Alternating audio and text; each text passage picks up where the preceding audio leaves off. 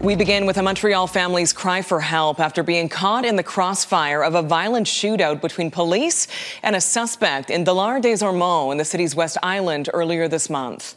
A father of three and his eldest son were both shot in the parking lot of a residential complex while unloading their car after returning from a camping trip, as the rest of the family watched on in horror.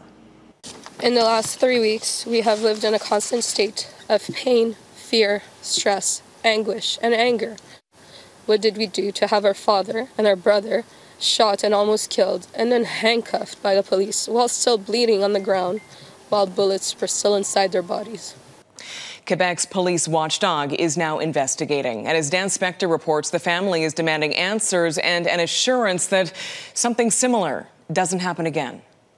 And we are suffering. Sirin El-Jundi and her daughter Jana Abdallah are confused, overwhelmed, and growing impatient. Their once peaceful lives turned upside down in the past 3 weeks. A sense of being abandoned, I'd say.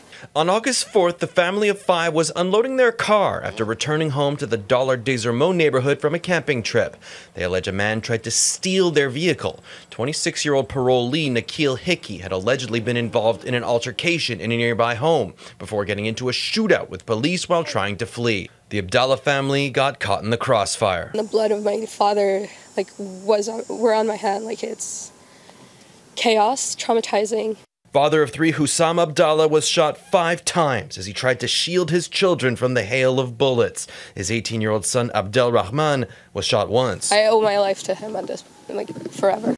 When the shootout was finally over, Jana says her injured brother and father were both put in handcuffs as blood oozed from their wounds. He's on the ground, bleeding out. There's no way he could be a danger to anyone at that point.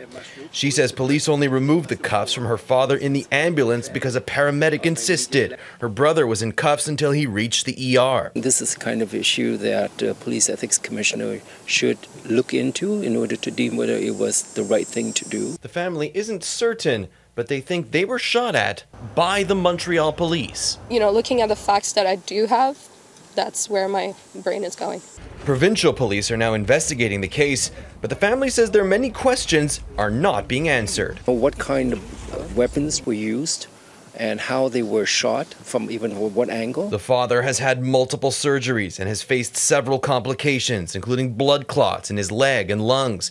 Abdel Rahman is home but has trouble walking. 22-year-old Jana has put her studies at Concordia University on hold to take care of her mother and siblings.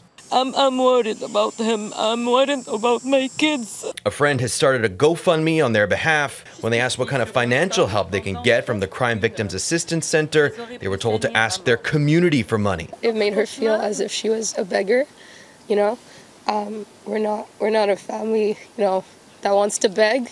The Montreal Police and the Sûreté du Québec would not comment, citing the ongoing investigation. The Independent Investigations Bureau could not be reached for comment on Sunday.